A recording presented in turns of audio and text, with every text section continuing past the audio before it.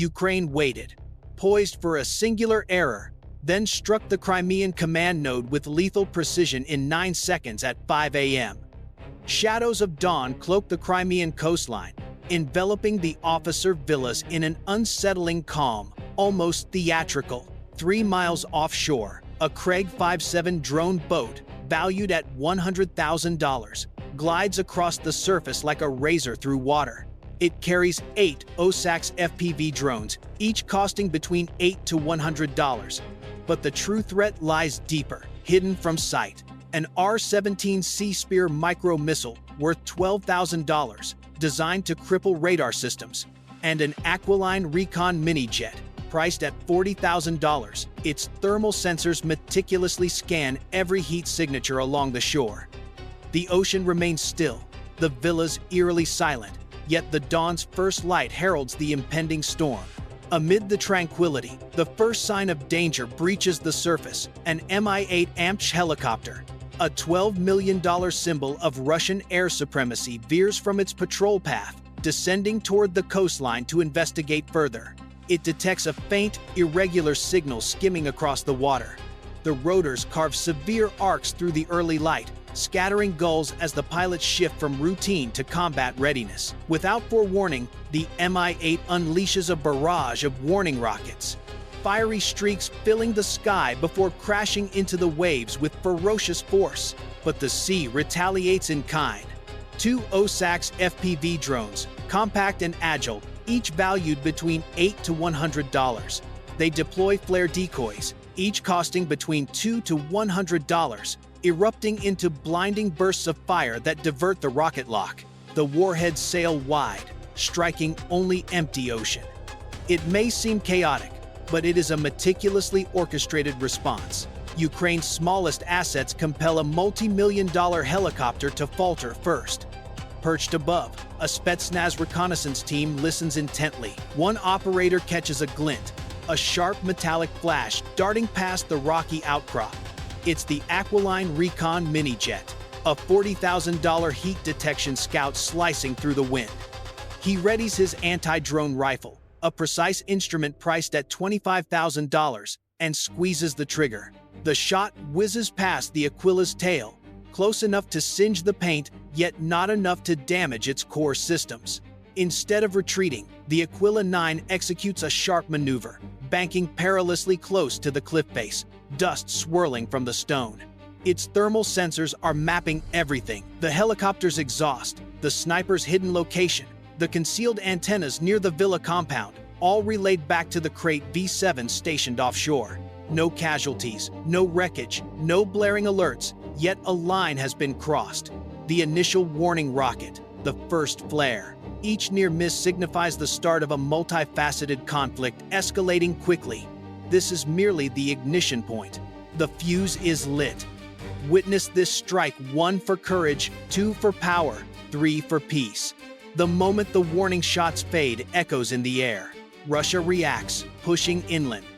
Operators power up the ZU Park 1M counter-battery radar, a $30 million electronic predator designed to detect anything that's small, hot, and fast. A sweep of its array sends ripples through the morning calm.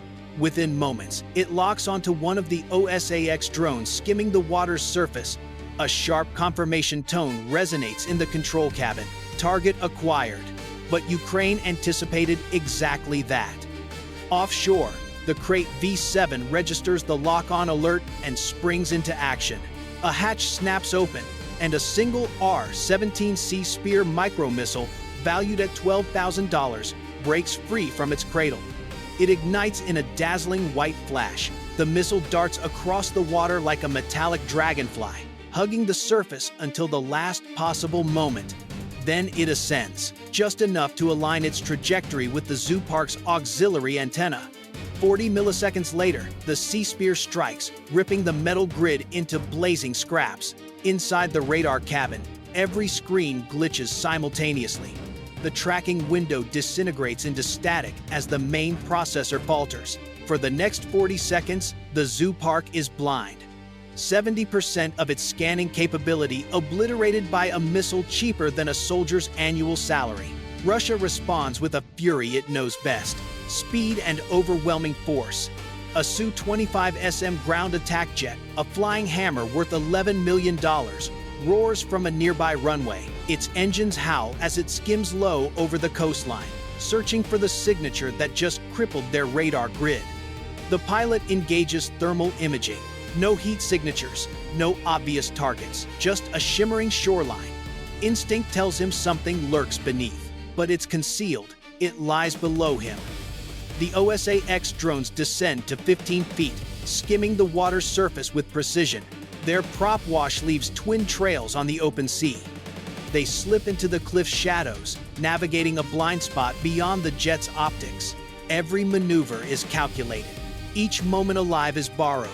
Onshore, Ukrainian intelligence intercepts frantic Russian communications, emergency activation directives, UAV readiness codes, and one phrase repeated twice: Coordination Center. The truth crystallizes. The villa, seemingly tranquil, serves as the nerve center for Russia's FPV fleet in southern Crimea, a command post masked as a coastal haven, where operators monitor from behind tinted glass, directing explosives along the front lines. The stakes elevate immediately. No longer is this reconnaissance. It's an assault on a critical nerve center. With the radar compromised and a jet circling furiously overhead, the battle prepares to escalate. The facade of calm shatters as Russia reveals its strategy. Beneath the villa's tiled roofs, technicians activate 6 Boris-Aglep's 2 jammers, each an $11 million electronic warfare behemoth. Cooling fans roar, antennas twist, then the wave hits, an imperceptible shockwave surging across 5 kilometers of ocean and land. The OSA-X drones experience it first. Their screens fluctuate, telemetry falters, and for 0.8 seconds, 3 drones go dark. No GPS, no uplink, no command, just static heavy, suffocating static. But the AI remains composed. Its inertia system engages, stabilizing through code-driven muscle memory. One drone falters. The third OSA-10 wobbles violently. It clips the cliff's edge with a metallic screech but regains altitude. It survives, although its nose camera now emits darkness. The drone, now partially blind, navigates solely using internal gyros and residual trajectory data. Above the cliffs, the tension mounts. The Su-25SM, the same $11 million attacker dispatched minutes prior, banks sharply along the coastline. The frustrated pilot, annoyed by the absence of visible targets, arms a pod of S-13 unguided rockets. Each valued at $6,000, he selects a grid where he suspects the Crate V7 may be hidden and releases his payload. The rockets plunge, slamming into the sea with explosive bursts of white spray. The shockwaves ripple across the water, close enough for the crate's Hall sensors to scream alarms. Still, it remains concealed. Yet, the message is unmistakable. Russia has transitioned from defense mode. And then the shot that alters the course of conflict. Perched on a rocky outcrop, a Spetsnaz sniper lies in wait, breath steady, rifle poised. His anti-drone rifle fixates on the damaged OSA-10, struggling along the shadow of the cliff. One squeeze, one burst, one hit. The bullet shatters the drone's tail motor. The OSA-10 spirals, emitting sparks, and disappears into the waves below. Ukraine's first casualty of the morning. It's not decisive, it lacks drama, but it signals a shift in the battlefield. The bluff is over, probing has ceased. For the first time, metal is broken, and both sides feel the impact. The battle doesn't quiet, it merely pauses long enough for both sides to gasp before the next clash. Ukraine seizes that fleeting moment to reshape the conflict at sea. The Crate V7's deck lights flicker twice, signaling the transition to phantom mesh formation, a multi-layered attack strategy crafted to evade overwhelming firepower. The 8 remaining drones disperse rapidly into 3 tiers. 2 glide just above the water, camouflaged within the chaos of crashing waves. 3 more skim low, blending with the shadows of the cliffs. The last trio ascends, harnessing the rising thermals to scout and confuse. It's not just a swarm anymore. It's a net. Yet, Russia quickly senses the deception. Alarms blare across the Yalta defense network. A Su-30 SM interceptor, a $50 million air superiority fighter, erupts from the runway. Its engines scream across the coast, cutting through the morning haze. This isn't a reconnaissance mission. This is a predator entering the battleground. With the Zoopark radar compromised and the Zu-25SM worn from prior sweeps, Russia deploys one of its prized assets to counter an unknown threat. They still haven't completely identified it on the ground. A Tiger M armored recon vehicle, valued at $1 million, rumbles into place near the villa's entrance. Its sensors turn, scanning for thermal spikes, ultrasonic whines, anything reminiscent of a drone. Guards tighten their formation. The energy shifts like a fortress preparing for a siege. This is the moment before the storm breaks. The drones close in. The Russians brace themselves, aware that the next engagement will not be a mere probe. It will be the first strike of the real confrontation. The stillness before impact shatters instantly. Russian operators, still recovering from the earlier radar breach, unleash their most reliable defense. A Panther S-2 spins, locks on, and fires a $160,000 missile at a swiftly moving blip, darting across its display. The warhead screams off the rail, climbing and curving with pinpoint accuracy until it strikes nothing but air. The target was merely a decoy signature projected by the crate, and the missile detonates harmlessly, tearing through wind and salt. The failure ignites urgency within Russia's air wing. Above the coastline, the Su-30 SM interceptor, a $50 million predator, banks sharply and commits. The pilot arms an R-73 short-range missile worth $300,000 and pulls the trigger. The missile seeker ignites, rushing toward the highest drone in formation. The sky momentarily divides until the drone dives. The missile overshoots, disappearing into the horizon. Below, the net collapses inward. The remaining 7 OS-810 drones surge forward, trading precision for sheer speed. They fan out into 3 vectors, each threading the narrow radar shadows cast by the cliffs and the villa's architecture. The Ukrainian operator, observing from offshore, no longer whispers commands. He rides the storm he has unleashed. The first strike lands. One OSA-X descends from the low tier, drawing a direct line toward the Tiger M parked by the compound entrance. The armored vehicle reacts too late. The drone crashes into its sensor mount, knocking the recon radar offline, and leaving the Tiger vulnerable and trembling from the blast. The second and third drones target the core. They angle upward, slicing through the fractured shadows of sunlit glass, and slip through a narrow gap in the bullet-resistant roof, a space barely wider than a suitcase. Inside, the main Bora falters. 2 jammers hum at full power. They never finish their cycle. Both drones detonate their shape charges with ruthless precision, transforming the jammer into a smoldering pile of shredded circuits and burnt steel. The compound's electronic heart flatlines instantly. The fourth drone engages the Su-30 SM. Climbing sharply, it fires a thermoflare pod, valued at $1,000, a small device compared to the jet pursuing it. Yet size is irrelevant. Temperature reigns. The flare erupts hot and violent, saturating the sky with deceptive warmth. The Su-30 seeker stutters, falters, and loses its lock entirely. The jet zooms past the formation, blind and enraged. For the first time this morning, Russia's layered defense air, ground, and electronic falter at every turn as the drones strike. Fast and fearless, they surge through the gaps. The aftermath strikes like a silent shockwave, leaving the coastal radar blind for 4 full minutes.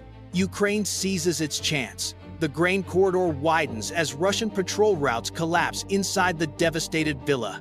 The destroyed UAV Coordination Center forces Moscow to postpone its FPV strike plans by weeks. Offshore, Russian patrol boats retreat into deeper waters, uncertain of what else lurks in the glare. A single line flashes in the command bunker, a chilling reminder colder than any explosion. Millions lost, 8 drones engaged. The figures reveal the stark reality. Russia's armor is cracked, and the breach is just beginning. Smoke from the demolished jammer and missile strikes drifts inland, creeping through narrow streets of the fishing village along the Crimean shore. Russian firefighters navigate the haze, coughing, flashlights slicing through the gray. One of them locates a Ukrainian technician, disoriented and burned by the heat bloom, pulling him to safety.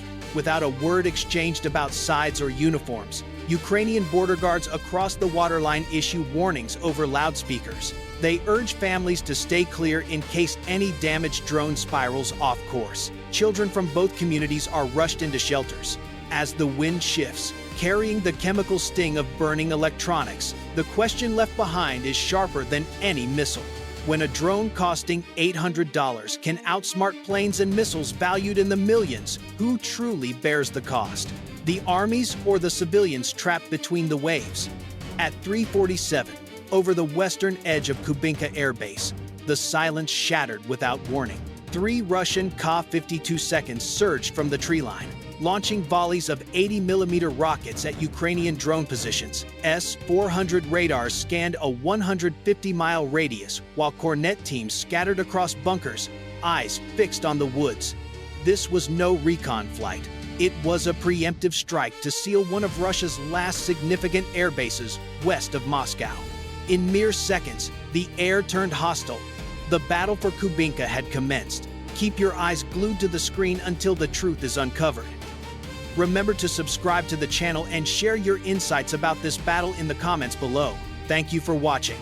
Moments after the Ka-52 rockets fell silent, the skies surrounding Kubinka rumbled with a new threat. Just past 4, Ukrainian UJ-22 loitering drones and swarms of FPV kamikaze units began to rise in staggered waves, flying below 150 feet, weaving between treetops. They mirrored the terrain like shadows, exploding gaps in the S-400 scanning arcs. They arrived not in full attack formation but spread out in decoy patterns. Some carried chaff pods, others simulated the radar cross-sections of larger aircraft. The intent wasn't to strike, it was to force Russia to react first. And it worked. The instant a Russian radar site pinged active, the first wave banked off, while the second wave descended in Lancet-style strike drones. Pre-programmed with updated coordinates, they plummeted at over 130 miles per hour. They weren't just swift, they were ruthless. Several radar units were taken offline before Russian crews could switch frequencies or reposition. On the ground, another kind of machine came to life. Ukrainian engineers deployed 4-legged robot dogs, each equipped with ground-penetrating sensors and thermal rays. These bots scoured ahead of infantry teams, detecting mines, traps, and hidden sentries. Within minutes, they mapped 2 forest flanks and marked safe passages through barbed trenches. Phase 1 wasn't about territory, it was about controlling information. Ukraine took pride, stripped Kubinka's outer shell, and exposed the sensors guarding its core. The true strike hadn't even begun. By 4:26, with the skies above Kubinka disrupted and Russian radar sites either silenced or compromised, Ukraine advanced for the ground breach. The tree line to the west, heavy with armor. Polish-supplied PT-90s and Ukrainian T-72 AMTs. Engines growling low as they cut through dense mist and churned up soil. They advanced in overlapping V formations, using broken terrain and previous battlefield debris as makeshift cover. Each tank moved in unison, shielding blind spots for their comrades. Their turrets cut through the mist like searchlights on a relentless hunt. The terrain was a minefield of cratered earth, devoid of clear paths. Frozen brush and narrow trenches barely allowed for crawling. Yet the formation advanced yard by yard. Behind them, swifter units surged into the chaos. Ukrainian infantry on dirt bikes roared through tight woodland trails, speeding past 40 miles per hour. Light and nearly invisible to radar, they maneuvered in dynamic cells. Each carried man-portable air defense systems, man-pads, anti-radar drones, and jammers on their backs. Every 300 feet, they would pause. They scattered thermal decoys and sent burst transmissions to artillery and drone operators with live targeting updates. Russia's response came through BM-21 Grad salvos, Hundreds of 122mm rockets soared overhead in classic saturation patterns, blanketing what they estimated to be the tank corridor. But the Ukrainians were not relying on predictions. Their positions shifted every few minutes. No one stayed on the grid. Most rockets landed in empty tree lines and pre-shelled areas. From the tree line to the forward slope, heavy armor and bike-mounted infantry advanced like a well-oiled machine, part hammer, part scalpel. It wasn't speed that characterized this advance. It was rhythm, coordination, and the fog that cloaked their angles. Above, drone relays circled, mapping Russian fire corrections. They jammed Cornet control links, setting the stage for what was coming as tanks surged forward through the fog. Dirt bikes flanked Russian defenses from the cover of the woods.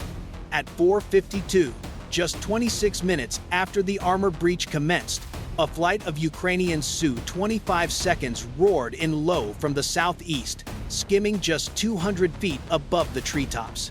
Their approach was timed precisely, coordinated with gaps in Russian radar coverage that drone teams had uncovered minutes before. The Su-25 seconds flew in pairs, each sortie delivering glide bombs and airburst munitions targeting fortified radar sites and mobile command trailers. Precision was not a choice, it was doctrine. Every strike was designed either to blind or confuse Russian air defense coordination. The bombs descended swiftly, impacting hard, disappearing into violent bursts of smoke and shrapnel that rolled through Kubinka's perimeter like seismic waves. But the Russians didn't grant them freedom. Ka-52 attack helicopters, still on patrol after their initial strikes, transitioned to intercept roles.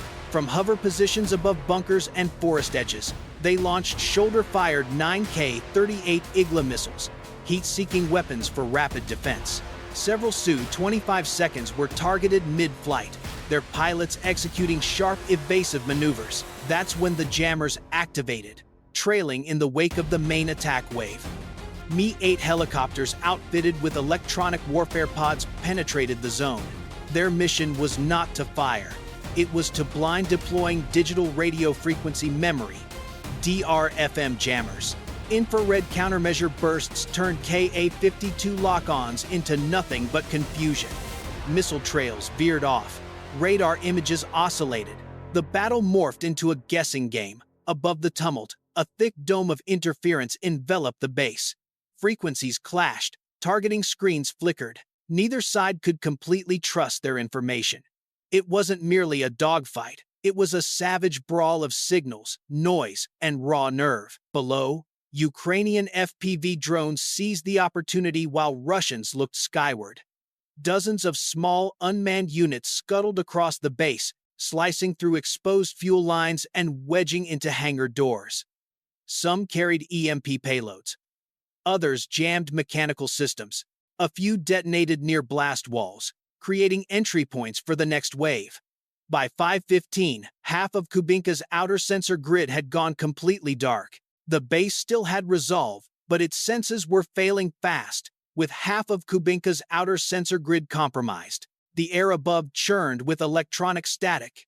Ukraine seized the moment at 5:18 as Ka-52 rushed to regroup. The S-400 system struggled to regain tracking locks.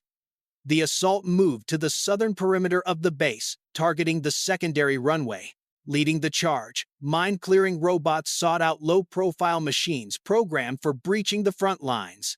Each unit carried linear demolition charges and sensor arrays calibrated to detect buried tripwires, anti-armor mines, and booby traps lining the tarmac's edge. They advanced under a veil of smoke and drone swarms, pushing through obstacles at a steady pace of 2 miles per hour. Just behind them, a squad of Ukrainian combat engineers followed in lightweight armored vehicles, modified for speed and utility. Once the path was cleared, they deployed mobile bridge panels and slab kits, placing them over the cratered asphalt and shattered concrete. The objective wasn't reconstruction.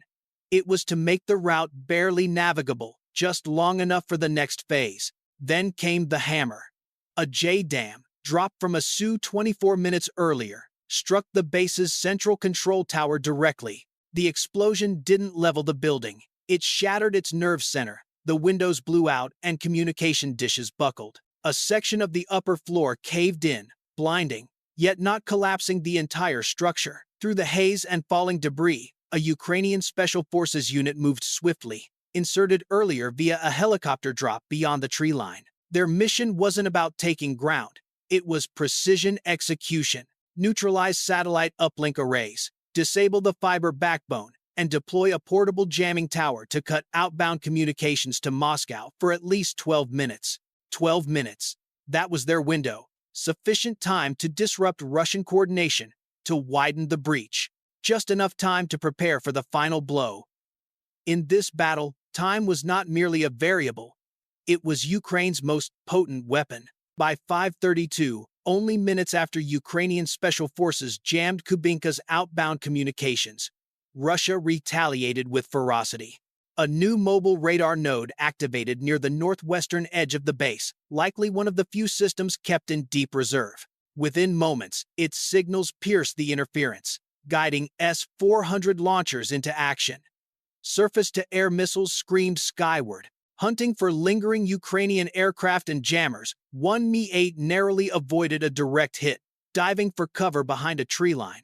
Simultaneously, Kornet anti-tank teams entrenched along hardened shelters began targeting advancing Ukrainian Armor 2 infantry fighting vehicles. A BTR and a modified Kozak were struck from over 2 miles away, their hulls torn apart in a blast of fire and metal. A stark reminder that Russia still had bite. From concealed underground bays, BM-21 Grad launchers rolled up just long enough to unleash volleys of dozens of 122mm rockets down forested approach lanes. The salvos rained down where tanks and bikes had just passed an hour earlier, transforming entire grid squares into smoldering ash. But Ukraine was prepared. Electronic warfare vehicles deployed earlier. They emitted false signatures, diverting rocket fire toward decoys, some little more than heat packs on old chassis. This deception allowed Su-25 jets to swing back in for cleanup runs. Guided by updated coordinates from forward drone observers, they eliminated exposed Kornet teams in Grad positions before they could reposition. Meanwhile, high above the chaos, drone warfare intensified. Ukrainian FPVs engaged Russian Orlan-10s in aerial ambushes, maneuvering through the haze in dizzying mid-air dogfights. Some FPVs were even tasked with intercepting inbound Russian loitering munitions. Certain tactical drones were assigned the critical mission of intercepting incoming Russian loitering munitions. Soldiers sacrificed themselves, detonating mid-air to prevent impact. Russia moved swiftly, but Ukraine countered even faster. Every volley, every radar blip, every launch signature was meticulously recorded, analyzed, and countered in almost real time. In this battle, adaptation transcended strategy. It became a matter of survival. At 5:56, after 2 hours of orchestrated chaos, Ukraine's mission reached its conclusion. The control tower lay in ruins. The radar grid was decimated. And despite fierce Russian counterattacks, they failed to regain momentum. Rather than risk attrition, Ukrainian commanders ordered a withdrawal. This was no retreat, it was a rescue operation. Motorbike units, the same forces that had flanked Kubinka's perimeter, sped through corridors shrouded in smoke and ash. This time, they carried no weapons, but stretchers, evacuating wounded from both sides. Tactical drones overhead deployed compact medical kits via parachute. On the ground, robotic mules tracked autonomous carriers hauling critically injured personnel across craters and runways. They moved along forest trails at speeds reaching 6 miles per hour. One medic team paused to stabilize a dazed Russian soldier, his leg mangled by shrapnel. They acted without hesitation. This operation wasn't about scorched earth, no bases burned, no prisoners executed. The assault concluded with restraint and order. Their aim was never occupation, it was disruption, and that goal was achieved. Now the message was clear. Ukraine could penetrate this deep, strike with precision, and maintain discipline when withdrawing. Sometimes the mightiest action is not to hold ground, but to recognize when to relinquish it.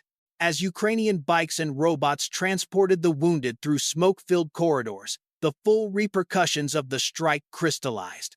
The operation had successfully disabled Kubinka's air defense network temporarily and severed its command link to Moscow for over 20 minutes, just enough time to create a strategic gap. That window may have closed, but its repercussions will endure.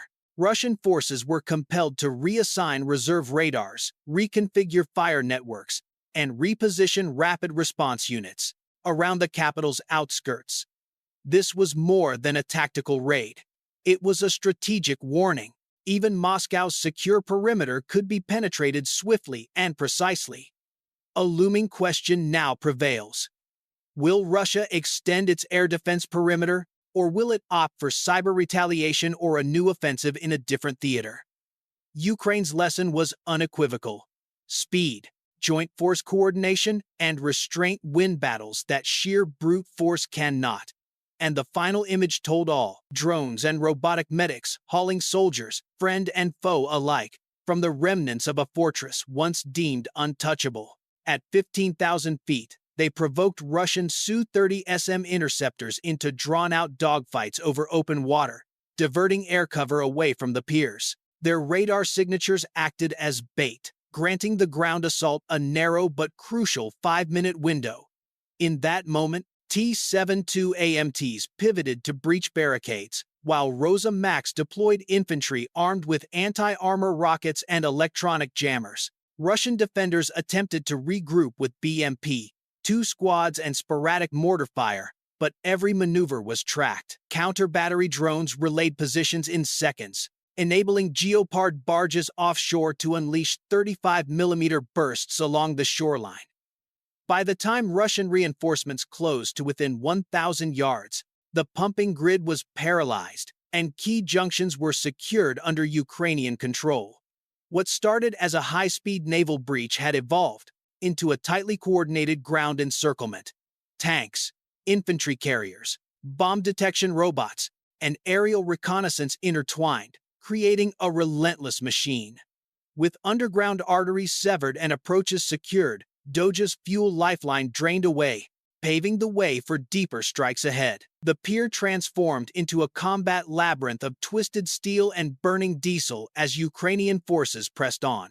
2 AMTs and Rosa Max formed a tight perimeter, an unyielding defense from the previous phase.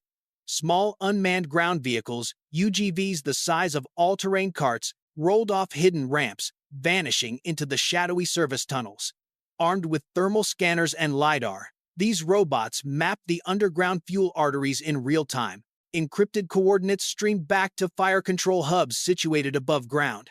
Each map update was transmitted to the Vilka M rocket batteries, stationed just 6 miles off the coast. Within seconds, precise salvos arced in from the Black Sea, striking pressure nodes and eliminating any risk of an internal fire, threatening civilian areas above the pier. The HIMARS battery station 20 miles inland joined the relentless assault. Their 200-pound warheads obliterated reinforced bunkers that Russian engineers had designed to protect command servers and ammunition stores. The synchronization between UGV scouts, Vilka M salvos, and HIMARS strikes transformed the expansive storage complex into a contracting inferno of fire and shockwaves. Russian counterattacks followed, deploying BMP-2 and BMP-3 infantry fighting vehicles.